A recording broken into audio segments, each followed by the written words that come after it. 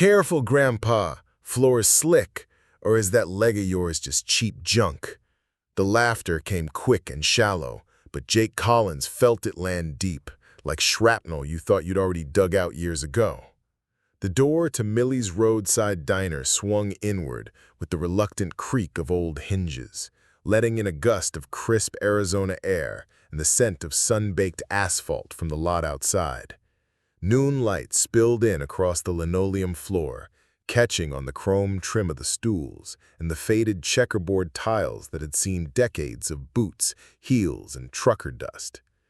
Jake Collins stepped inside, pausing for just a breath, not to size up the room, though that was instinct by now, but to let the shift from sunlight to the dim amber glow settle in his eyes. At 63, he still moved with a certain economy of motion, the way Marines learned to carry themselves. Nothing wasted, no movement without reason. His left leg, titanium and carbon fiber below the knee, made no sound on the diner floor, but it gave him the faint, deliberate rhythm of a man piecing himself for the long haul. He wore a plain flannel shirt, sleeves rolled to the forearms, and jeans that had been patched more times than replaced. A sun-faded USMC cap sat low on his forehead, brim shadowing eyes that still scanned out of habit, noting the exits, the line of sight through the front windows, and the faces in the room. The air was thick with the smell of frying bacon, burnt toast from the breakfast rush, and the steady undercurrent of coffee, the kind you could smell 3 blocks away and recognize without needing a sip. Behind the counter, Millie herself was topping off mugs, her hair pulled into a practical bun, smile ready for anyone who walked through the door. Jake picked a corner booth, the one with the view of both the entrance and the side parking lot, and slid in without ceremony. He ordered black coffee and a turkey sandwich from the young waitress who came over, not bothering with the specials board. She smiled, polite, if a little distracted, and went back to the counter. In the back corner, a group of 4 men sat around a pushed-together pair of tables. Big guys, all in their 30s maybe, broad-shouldered and dressed like they were about to head out on a training exercise rather than sit down to lunch. Tactical pants, boots laced tight, ball caps pulled low, no unit patches or insignia, but their vests and gears screamed, "Look at us."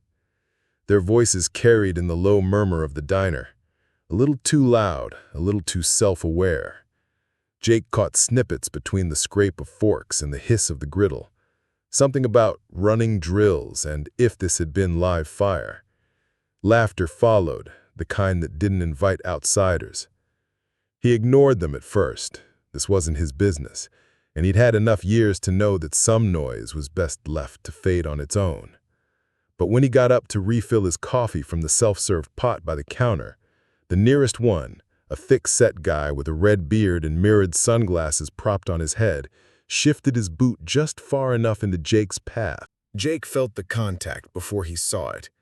The boot caught his prosthetic mid-step, and for half a second gravity tilted the world sideways. His right foot shot out instinctively to brace, his hand catching the edge of the counter. The coffee in his cup wobbled but didn't spill. "Careful, Grandpa," Redbeard said, voice rich with mockery. "Floor's slick." Then, after a beat, leaning back with a grin sharp enough to cut, "Or is that leg of yours just cheap junk?" The second laugh came from the man across from him, younger, tattooed forearms, eyes flicking to the others to see if they were watching. And they were. 2 more chuckles joined in, the sound small but sharp, the way you might laugh at a YouTube clip where someone falls just hard enough to be funny but not tragic. A few other patrons glanced over. The waitress froze mid-step, holding a coffee pot like she wasn't sure whether to keep walking or turn back. Jake straightened, setting the cup carefully on the counter. His jaw was tight, the line of his mouth flat, but his eyes gave nothing away. He didn't respond, didn't even look at them. Years ago, he'd learned there was a particular kind of silence that could slice cleaner than a shouted retort. That silence now wrapped itself around him, a shield against the thin, shallow blades of their words. But the burn was there. Not shame, not exactly. More like the low, steady heat of patience under strain, the kind that could boil over if you didn't keep the lid on. He'd been mocked before, misunderstood before. Hell, he'd been underestimated by people who didn't last a week in situations he'd survived for months. Jake picked up the pot, filled his cup again, and turned back towards his booth without a word. The laughter behind him tapered off into low conversation. If they wanted a reaction, they weren't going to get it. Not yet. The coffee was still hot when Jake slid back into the booth. He took a sip, letting the bitterness sit on his tongue a moment before swallowing. It wasn't the best brew he'd had, but it was familiar, steady in a way the world often wasn't. He'd barely set the cup down when a shadow fell across the table. Redbeard's buddy, a stocky man with a shaved head and arms thick as fence posts, was standing there. His tactical vest creaked slightly as he shifted his weight forward, leaning just enough to make his presence loom. "You know who you're talking to?" Jake asked evenly, his tone almost conversational. The question was more reflex than challenge, a way to gauge whether the man would think before acting. Shaved head grinned, teeth white against the tan of his face. "No," he said, "and I don't care." Jake's gaze dropped to the man's boots for half a second. Caked in dust that wasn't Arizona's, scuffed but not worn in the way miles of real ground will wear them. Then he looked back up, the weight of his silence settling like a stone. "All right," Jake said quietly, and shifted to stand. But the man didn't move aside. He planted himself square in Jake's path, feet braced like he was claiming the space. Jake stepped left, shaved head matched him. Stepped right, same result. The grin widened. "You gonna walk around me, old man?" The words were easy, but there was an edge underneath, the kind that looked for an excuse.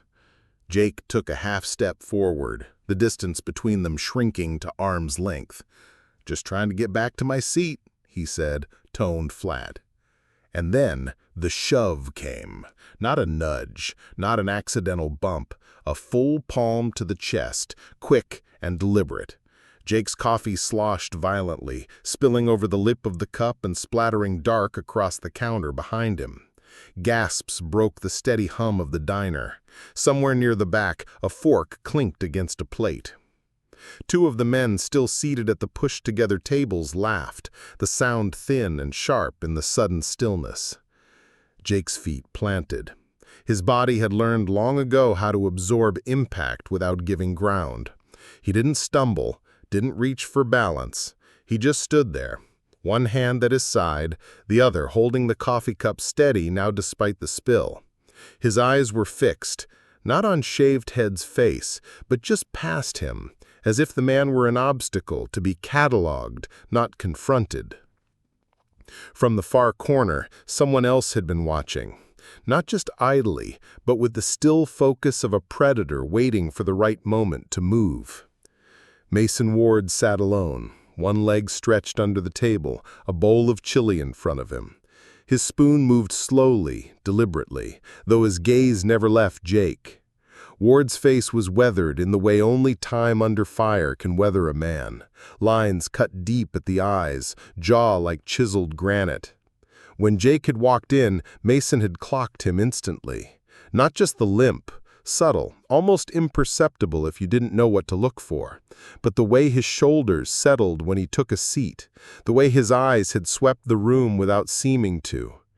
The face was older now, hair streaked with gray, but there was no mistaking him. Kandahar, 2009. The memory hit with the clarity of a flare in darkness, the deafening roar of an RPG strike, the heat of flames licking up from twisted metal, the smell of fuel and sand and blood. Mason had been pinned in the wreckage of a Humvee, his leg crushed under the frame, half conscious and choking on smoke. He remembered the chaos, shouting, gunfire, the air thick with grit, and then a shape emerging from it, moving with purpose. Jake Collins. Collins had dragged him clear of the fire, hauled him across open ground while rounds snapped the air inches from their heads. Mason had been sure they'd both die before they reached cover, but somehow they hadn't.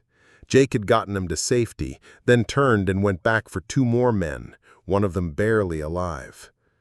Mason had woken up in a field hospital days later, his first clear memory being the medic telling him about the Marine who'd carried him through hell and lost half his left leg doing it.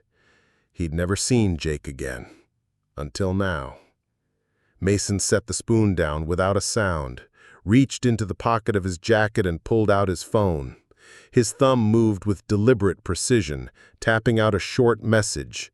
No details, no explanation, just a phrase only certain people would recognize. Code Honor. Diner on Route 17. Now.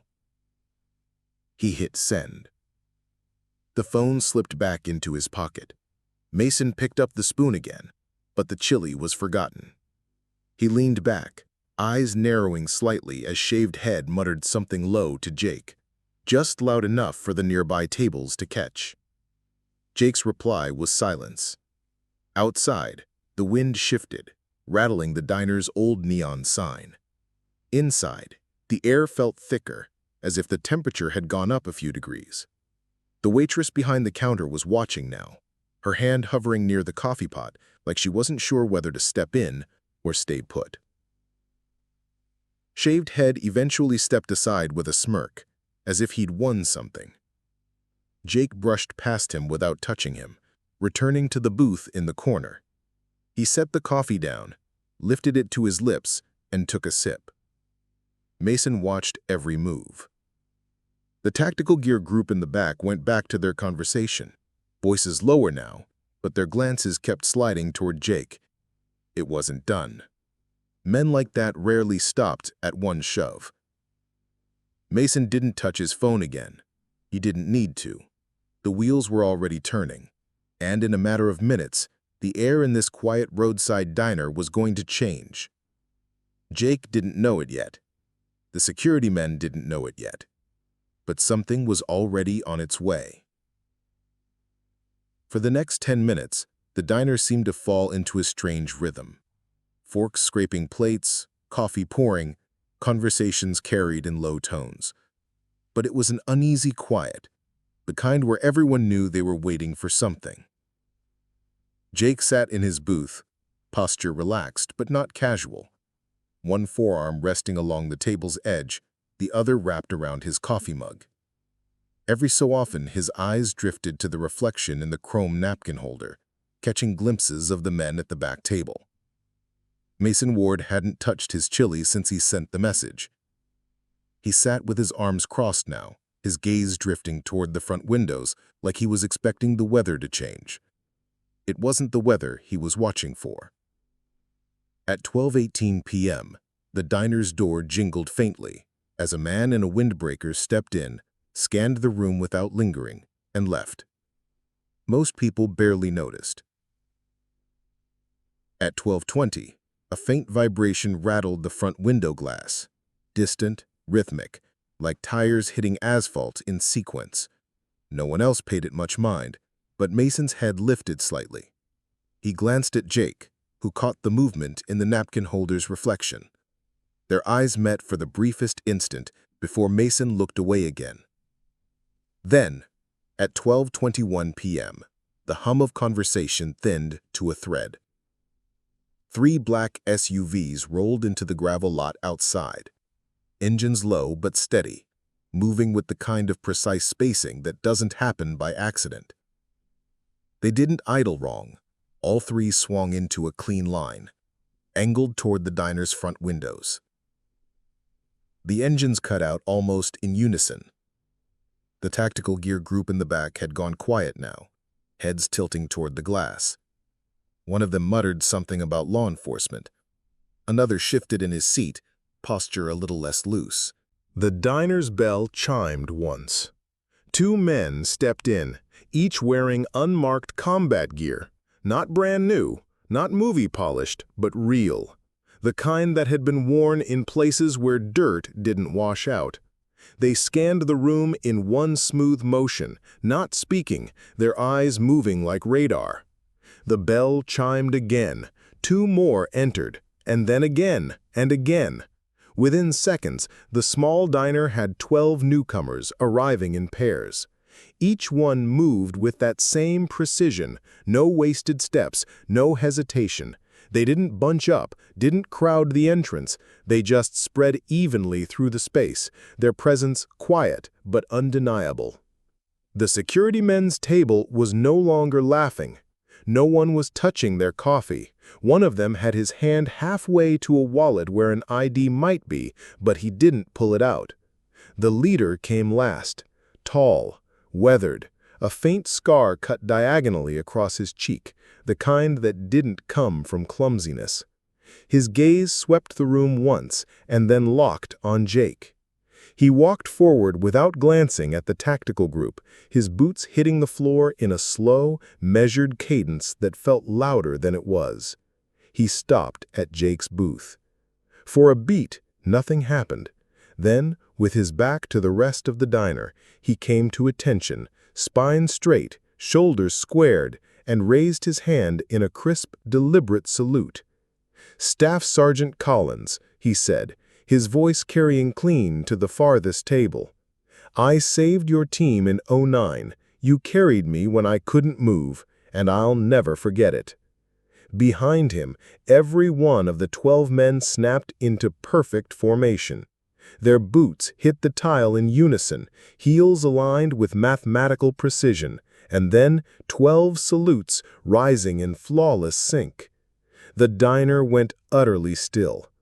Even the ceiling fan seemed to hold its breath. The only sound was the faint hum of the neon sign outside, buzzing faintly against the glass. Jake didn't move for a moment. Then he set down his coffee, stood, and returned the salute with slow, steady precision. "At ease, boys," he said quietly. The leader's arm dropped, the rest followed. No one spoke, no one needed to. But the meaning was written on every face in the room. The men who had laughed at Jake an hour ago were now in the presence of something they didn't understand, a bond forged in places they had never been, between people they could never be. The waitress stood behind the counter, one hand pressed over her mouth, eyes shining. Millie herself had stepped out from the kitchen, apron in hand, frozen just inside the doorway. Mason Ward finally rose from his booth. He didn't rush. He walked with the easy confidence of a man who had nothing to prove, except, perhaps, to the 4 in the back who were now visibly smaller in their chairs. The air in the diner had shifted completely. What had started as a casual lunch had become something else entirely. A ceremony, an unspoken reckoning. And for the first time since Jake Collins had walked in, the room was quiet for the right reason. Mason reached the tactical group's table and stopped just short of it, letting the silence press in. His eyes moved from face to face, not fast, not aggressive, just enough time on each man to make them squirm. "You laid hands on a decorated Marine," he said finally, his voice calm but hard as stone. "A Silver Star recipient. In a public place." He let the words hang in the air. "You think that makes you tough?" No one answered. A fork clinked against a plate somewhere near the counter, the sound startling in the quiet. The largest of the arriving team stepped forward from the formation, his presence alone filling the narrow space between booths. His build spoke of years carrying more than his own weight through hostile ground, and his stare carried the same message. "You've got 2 options," he said, his voice deep and even. "Apologize like you mean it, or we step outside and you see if your training matches your mouth." It wasn't shouted. It didn't need to be. The threat wasn't in the tone, it was in the complete absence of doubt. The apology came fast, the words tumbling over each other. "Didn't mean any disrespect, sir. Didn't know who he was. Just joking." But the performance didn't matter. The damage was done, and the audience, the entire diner, had already rendered its verdict. A phone somewhere near the front door was recording, the small red light reflected in the window glass. Then another phone joined it, and another. Millie's hand never left her apron as she stood in the kitchen doorway watching. The waitress with the coffee pot didn't move from behind the counter, eyes wide. A couple in the booth near the entrance whispered to each other, their gaze darting between Jake and the security men. Within hours, those videos would be all over social media. Special Forces salute Marine after public humiliation, with captions written in righteous outrage. But in that moment, inside the diner, the shift was quieter. The security men pushed their chairs back and stood, but not quickly. They avoided Jake's eyes, avoided everyone's eyes, moving for the door with the self-conscious stiffness of people who knew they were being watched and judged. The bell over the entrance jingled as they left, the sound almost mocking in the silence that followed. Jake eased back into his booth without a word. Mason stood beside him for a moment longer, then gave a short nod, the kind that meant, "This is handled," before returning to his seat. The rest of the team filed out the way they'd come, boots crisp on the tile, not a single glance wasted on the men they'd just humbled. The quiet lingered. Not awkward, not tense, just respectful. The morning after the salutes, Millie wiped the front window twice, though it didn't need it. Nerves, maybe, or reverence disguised as chores. She'd opened early to find a small bouquet of flags stuck in the gravel by the door and a handwritten card tucked into the handle. "Thank you for standing where respect was missing. A grateful daughter of a Marine." By 9, the regulars had drifted in, talking softer than usual, glancing at the corner booth like it was an altar. A contractor in a neon vest took off his cap before he passed it. The retiree with the crossword looked up only once and nodded, as if answering a question without words. Jake arrived last, cap pulled low, the brim throwing his eyes in shadow. He paused at the threshold the way he always did, not to draw attention, just to step from sun to shade and let the diner's amber light settle. Millie intercepted him halfway. "Don't be mad," she said, breathless with a hint of mischief. "I did a thing." Above his booth, freshly bolted to the wood-paneled wall, a bronze plaque caught the light. "Reserved for Staff Sergeant Jake Collins, built on respect." No date, no grand list of battles, just the name and the promise. Jake's mouth opened, then closed. He stared at the plaque like it didn't belong to him. "Jake, it belongs to everyone who needed to see yesterday," she said, "and to the ones who needed to be seen." She squeezed his forearm and added, quieter, "Let me do this." He exhaled, the tightness in his chest loosening the smallest fraction. "All right." He took his seat. Coffee arrived on its own, the waitress setting it down like placing a candle. Work carried on, bacon sizzled, orders called. The world did not stop to honor a plaque, and that, Jake thought, was exactly how it should be. It would have been enough if the story stayed in those four walls, but the videos multiplied by noon. Headlines spun out, some too dramatic, some just right, and by evening, strangers were calling the landline, asking when the Marine usually ate, as if punctual respect could be penciled into a schedule. Jake avoided the calls. He'd learned to live on a smaller stage. The first week brought veterans in from nearby towns, men and women who sat across from him with hands that shook when they lifted their mugs. They never asked him for his story. They told him theirs. Not the war stories, those were for different rooms, but the ones about coming home with too much silence and too little space for it. Jake listened more than he spoke. When he did speak, it was in small doses that landed heavy. What they said about you isn't who you are. It's okay to be angry at a bad day without making it a bad life. Get help before the weight convinces you to be made of stone. Mason started showing up late afternoons, slipping into the booth across from Jake with the familiarity of men who had once shared a trench in the mind. He brought updates, a quiet fund formed by the men who'd saluted, a contact at the VA who did more than shuffle paper, the name of a counselor who didn't ask you to narrate your nightmares to prove they existed. No speeches, just resources slid across a table sticky with syrup. On Friday, a boy and his mother hovered at the door. The boy was 9, maybe 10, slight as a sapling and determined to stand tall anyway. The carbon curve of a prosthetic peeked below his shorts, black matte against tan skin. His mother guided him as if he were breakable. He hated that, you could tell. "Are you—" the boy started, then clamped his mouth and squared his shoulders. "Sir, are you Staff Sergeant Collins?"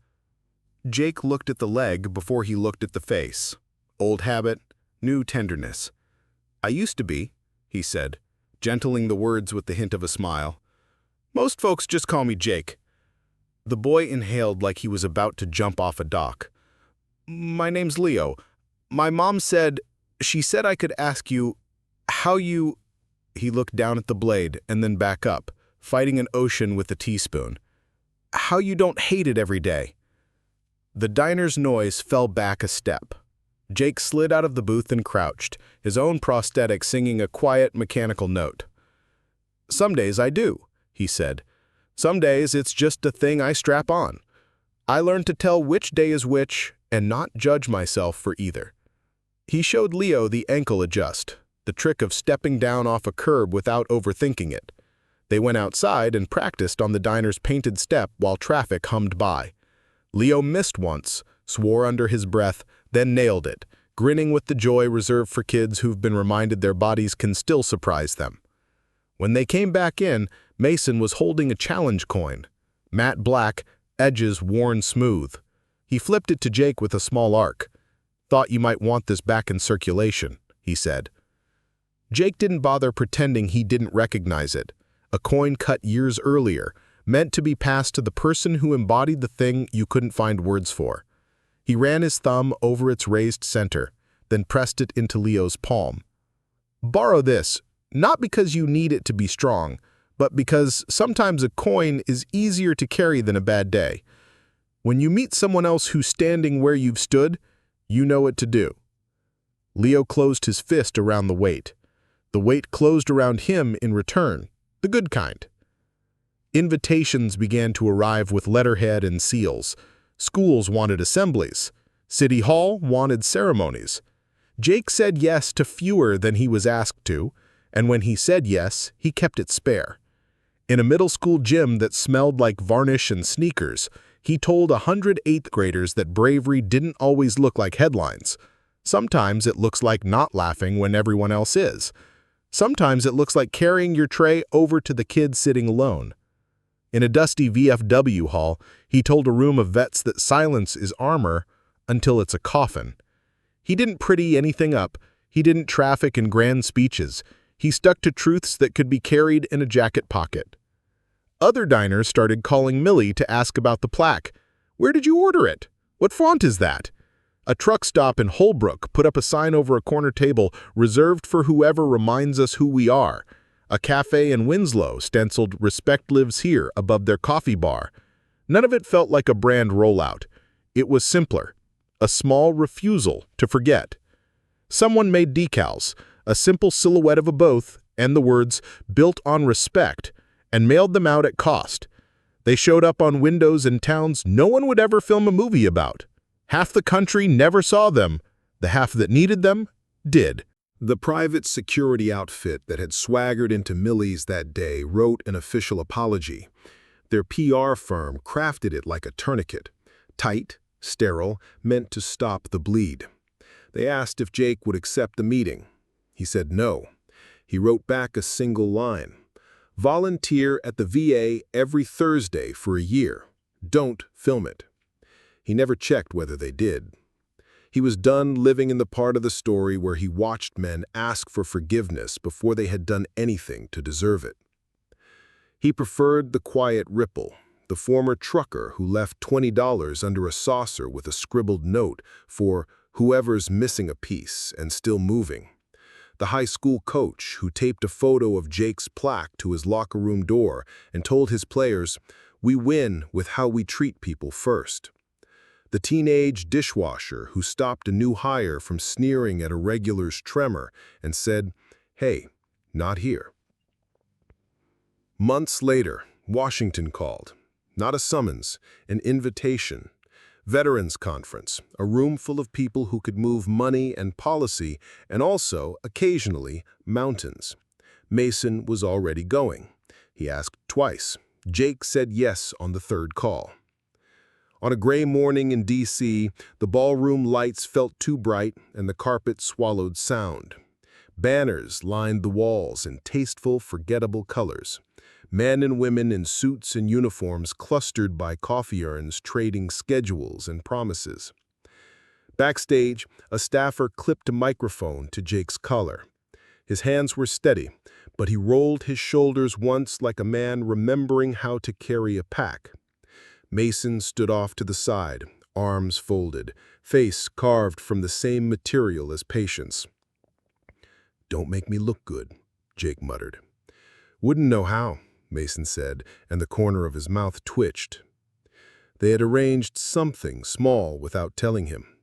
When Jake stepped into the light, the applause arrived soft and then grew, but it was the second row that took his air. Leo, hair combed within an inch of respectability, his mother in a dress that made her stand taller. In Leo's hand, the black coin gleamed. Jake didn't go to the podium at first. He went to the edge of the stage, knelt, and held out his palm. Leo placed the coin in it, then turned his hand over. His own coin was there, not black, not military. A flattened penny with a shine polished by worry and hope. "Trade," the boy said quietly. "Only until I meet someone who needs the other thing." Jake nodded once, eyes burning in the way that had nothing to do with smoke. He stood and faced the room. Honor's not about medals or perfect uniforms. Sometimes it walks into a diner for a cup of coffee and walks out having reminded a few people what respect really means. He let the sentence breathe. He didn't fill the space with more than it could hold. He spoke for 6 minutes. He told them about Millie's plaque and the way the room got quiet for the right reasons. He told them about Leo learning to take a curb without hating it. He told them that apologies are cheap and programs are expensive, but only one of them changes anything. He asked for fewer forms and more hands, fewer slogans and more chairs pulled out at real tables. When he finished, the applause rose and kept rising, the kind that doesn't cheer so much as agree. It followed him down the steps, through the side door, into the corridor where the air tasted less like policy and more like rain. He caught the last flight home. The next morning he was back at the booth under the plaque, the neon sign buzzing faint at the window, the griddle whispering. Millie slid him a plate he hadn't ordered. "We're out of humble pie," she said, "so I brought you pancakes." The room chuckled, the good kind. Jake cut a triangle and ate in small, appreciative bites, like a man who had learned the art of staying. People drifted by his table all day, not to gawk, just to nod. A nurse in scrubs on her break, a mechanic with grease moons under his nails, a teacher with papers sticking up from her bag like gull wings. He asked names when it mattered and let the rest be. Late afternoon, a stranger lingered near the door. Not a vet, not a local, just a man whose eyes kept returning to the plaque the way thirsty men glance at a well. Jake caught his gaze and tipped his head toward the bench across from him. The man sat. For 5 minutes they said nothing. Then the man exhaled the kind of breath that empties a story, and the table learned the weight it had been built to bear. Respect, it turned out, was less a moment than a habit.